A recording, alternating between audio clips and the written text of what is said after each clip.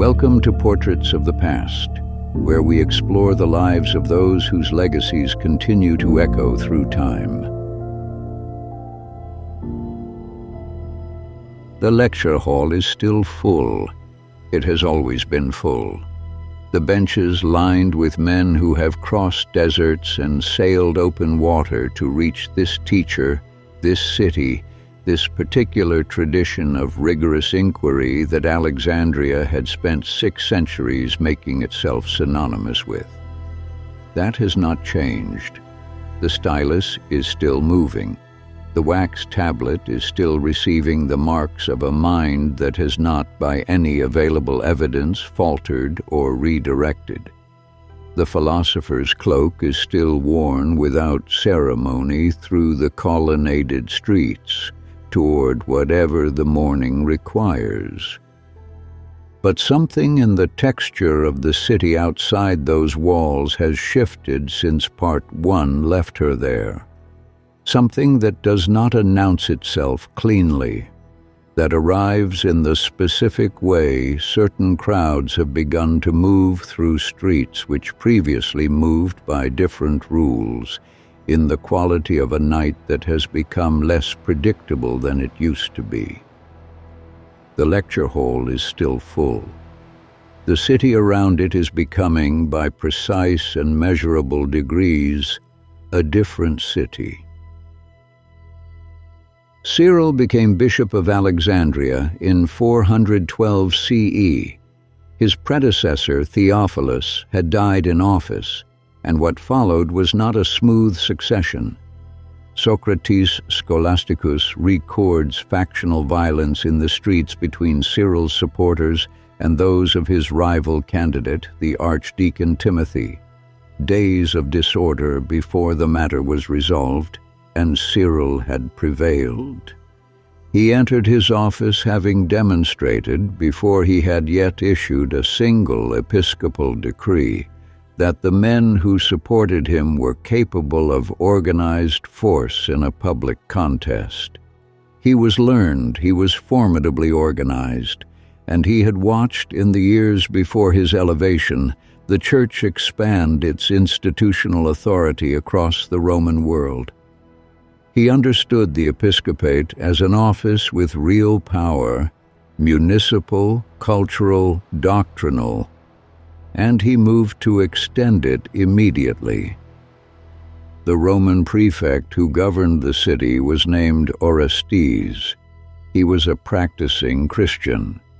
He was also a direct representative of the emperor, and he regarded the authority of his civil office as neither negotiable nor subject to correction from an ecclesiastical quarter. 2 men, then, with overlapping and incompatible claims to the control of the same city. The conflict between them was not, at its root, a conflict between belief and unbelief, between the ancient world and the new. It was a contest for the governance of a city, for its streets, its institutions, its public order, the practical question of who in Alexandria held ultimate authority, conducted in a period when the line between episcopal and civil jurisdiction was among the most contested boundaries in the Roman world. Their disagreement had consequences. In the months following Cyril's election, the Jewish community of Alexandria, established in the city for centuries, significant in number, occupying a recognized place in its commerce and intellectual life, became the first visible demonstration of what the new episcopate intended to be. Socrates Scholasticus records the sequence with care. The night theatrical performances of the city had become a site of escalating hostility between Jewish and Christian Alexandrians. At some point in the deteriorating atmosphere, according to Socrates, a faction of the Jewish population set upon Christians in the streets at night, using a false alarm, the claim that a church was burning, to draw them out into the dark and into violence. Christians died. What followed was not a civil process. Cyril moved against the Jewish quarter with the organized weight of his episcopate. Synagogues were seized. Property was taken. Families who had lived in the city for generations, in some cases for centuries, were expelled, driven into a road that led away from the only home most of them had ever known. Orestes wrote to the emperor in protest.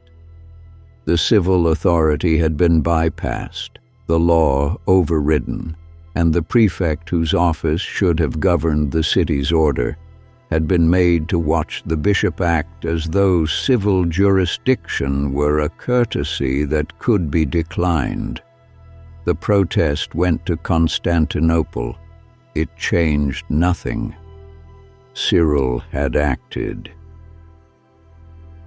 What this demonstrated for the specific texture of Alexandria, for the kind of pluralism that had made the city what it was for 6 centuries, is not something the sources distill into a single sentence. It arrived as a lesson, which is a slower and more permanent form of instruction. An entire community had just been removed from a city in which it had lived for generations, and the civil authority of the Roman prefect had been unable to prevent it. The institutional weight of the episcopal office had been made visible, and it was heavier than many had understood it to be. The lesson was not lost on the city's various populations. The conflict between Orestes and Cyril did not cool into cold institutional hostility and remain there. It heated. Cyril had connections to the monastic communities in the Nitrian desert, men of fierce theological conviction, organized in numbers, accustomed to physical hardship, and unaccustomed to the kind of compromise that municipal politics required. A contingent of these monks came into the city. Socrates Scholasticus records what followed. They surrounded Orestes's carriage in a public street and denounced him as a pagan and an idolater. It was not an accurate accusation. Orestes was a baptized Christian, and he said so directly and publicly. The monks were not interested in his response. Then a monk named Ammonius threw a stone. It struck the prefect in the head. He bled publicly in his carriage in the street. Orestes had Ammonius arrested. He had him tortured.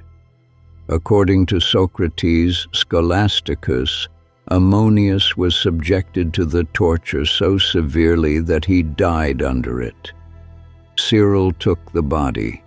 He gave the dead monk a new name, Thaumaeus, the Wonderful, and, according to Socrates, venerated him publicly as a martyr.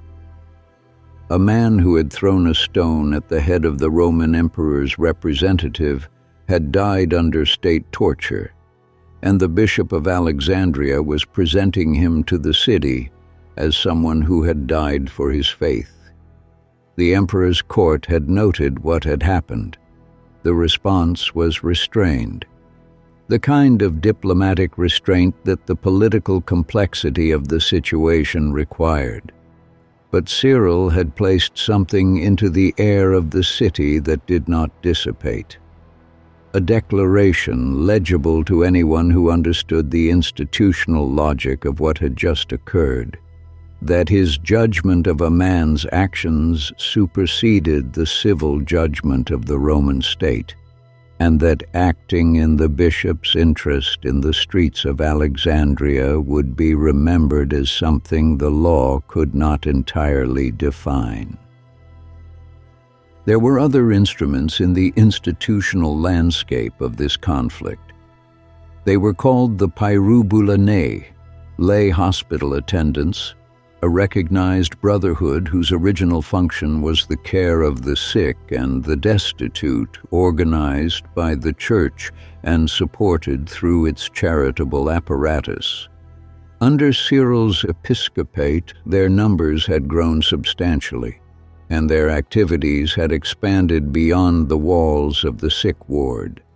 The sources document their presence in the organized political intimidation of Orestes' supporters, moving through streets in numbers that were not accidental, appearing where the bishop needed a visible demonstration that the Church could fill a space and hold it.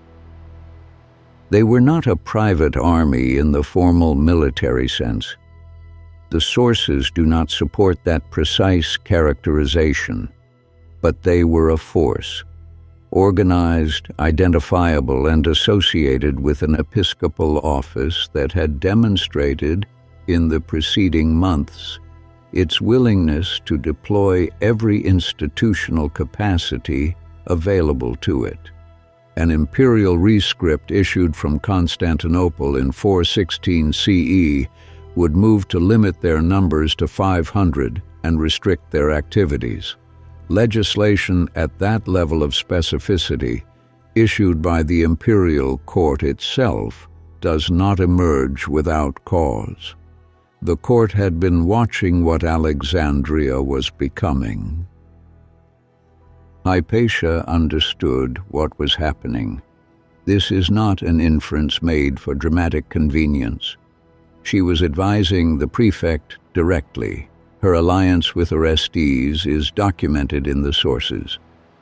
Her correspondence had connected her for decades to the most informed minds across the Eastern Mediterranean. She had the intellectual instruments to read a political situation with the same precision she brought to an astronomical calculation to distinguish what a sequence of documented events implied from what it merely appeared to mean on its surface. She could read the geometry of what was being constructed around her. According to Socrates Scholasticus, the source closest in time to these events, writing approximately 24 years after her death, Hypatia had come to be identified by Cyril's faction as an obstacle to any reconciliation between the bishop and the prefect. The sources do not record Cyril making this assessment in his own words. What they record is the political logic as Socrates understood it, that Hypatia's visible alliance with Orestes, her continued public intellectual presence, her embodiment of the intellectual tradition that the old city had built its reputation on, these made the distance between the prefect and the bishop look as though it had a specific name, a specific address, a lecture hall that continued to fill every day in a city that was arriving at its own conclusions about who that lecture hall was for. Her most devoted correspondent, Cynegius of Cyrene, whose surviving letters had given the historical record its richest direct evidence of Hypatia's intellectual life, had died most likely around 413 CE, just months after Cyril entered his seat. The letters fell silent precisely as the political crisis of her city entered its most dangerous phase. What she thought, in her own words, in the specific register of her own mind during the years that followed, we cannot recover. She left no writing that survived. What she did is documented. She stayed. The lecture hall continued to fill. The wax tablet continued to receive the marks of a mind that had not, by any available evidence, redirected or diminished or sought the shelter that her connections and her reputation might have made accessible. She was still advising the prefect. She was still walking the colonnaded streets as she had always walked them. in the philosopher's cloak without ceremony, as though the question of whether her position was tenable were a separate question from whether it was hers. Perhaps it was a calculation.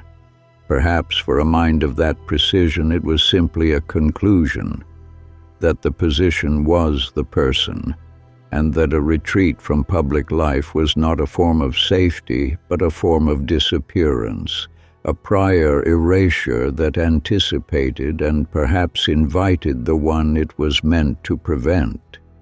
The sources do not tell us. They show us only what she did. She had occupied a position that depended on a particular kind of equilibrium. The equilibrium of a city that could hold in productive tension a Greek intellectual tradition, a Roman civil authority, and a Christian episcopate of growing institutional ambition. That equilibrium had been fracturing piece by piece since the year Cyril prevailed in the street fighting that had made him bishop. The pieces that had broken in the preceding years: a community expelled, a prefect's blood on the paving stones, a dead man venerated as a martyr, an imperial rescript drafted in response to what organized intimidation had become, were not peripheral detail. They were documentation of a city whose tolerance for the thing Hypatia represented was contracting visibly and by design toward a point. She was still at the wax tablet. The lecture hall was still full. Outside, in the grid streets of a city built to last forever, the city had begun to make its own calculations.